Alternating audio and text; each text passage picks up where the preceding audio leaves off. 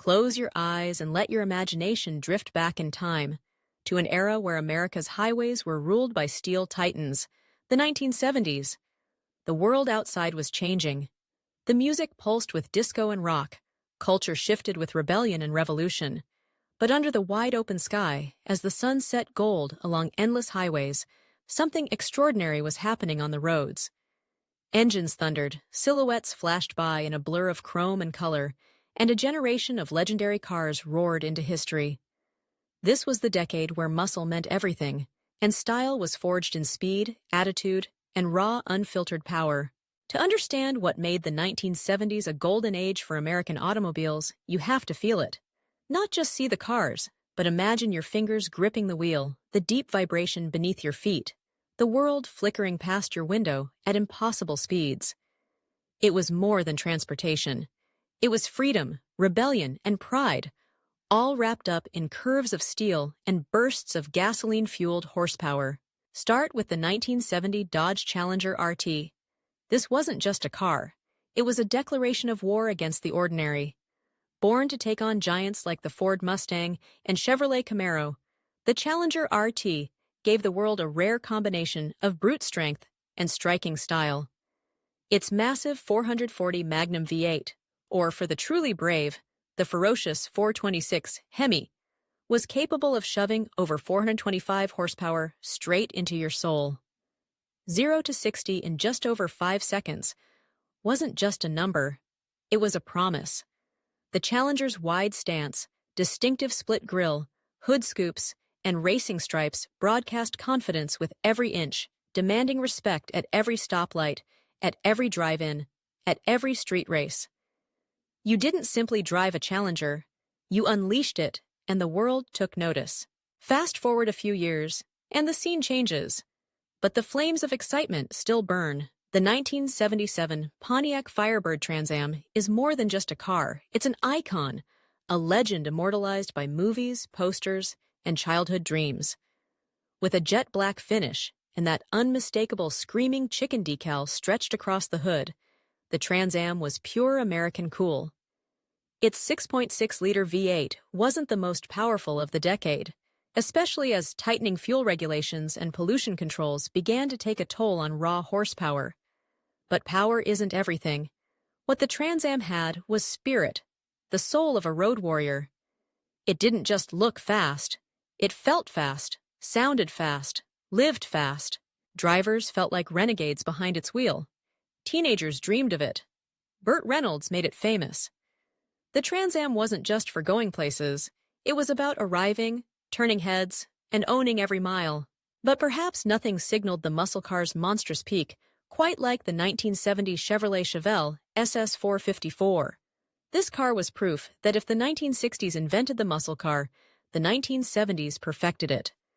The Chevelle SS454 punched out an astounding 450 horsepower from its LS6 engine, a hulking 7.4-liter V8. When it rolled down the street, you could hear it coming before you saw it.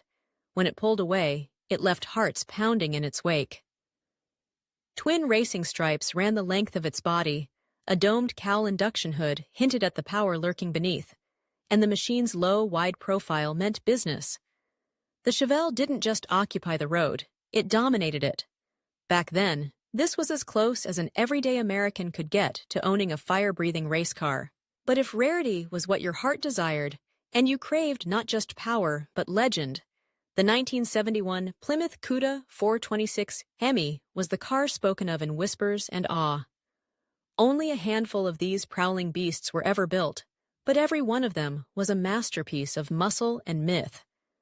Powered by a dual-carbureted 426 Hemi V8, it poured out 425 horsepower with an intoxicating violence. The design was visceral, shark-like, with aggressive lines and a stance that suggested it was constantly hunting, always on the cusp of attack. Today, surviving Hemi Cudas fetch king's ransoms at auction, not merely collectible, but revered as relics of unrestrained, unfiltered automotive bravado.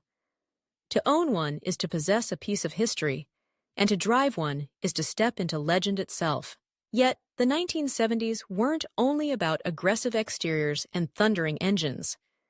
In the midst of this muscle-bound competition, the 1970 Buick GSX emerged, a paradox of refinement and rage. Buick had long been synonymous with comfort and luxury.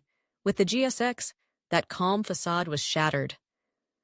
Beneath bold yellow or white paint and slashing black stripes beat the heart of the Stage 1 455 V8, cranking out an astounding 510 cc of torque. This was muscle in a tuxedo, a sophisticated predator. The GSX proved that you didn't have to surrender elegance for speed. You could have both and look spectacular doing it. What truly tied these icons together wasn't mere statistics, it was the experience.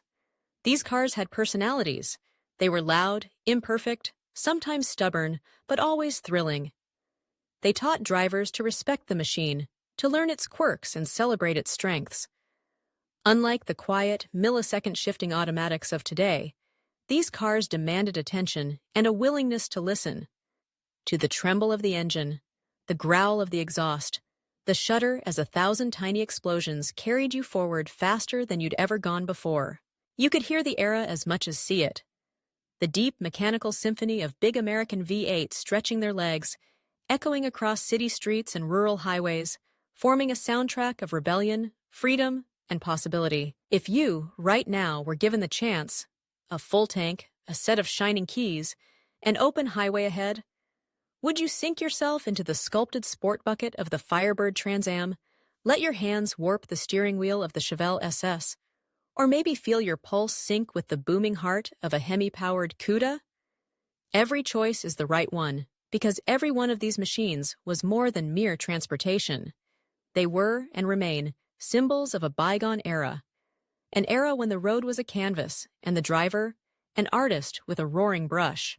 The 1970s, a time when cars had emotion, stories, and unmistakable souls. What would you drive if you could? And what stories would you write in the dust and chrome of America's golden age on wheels?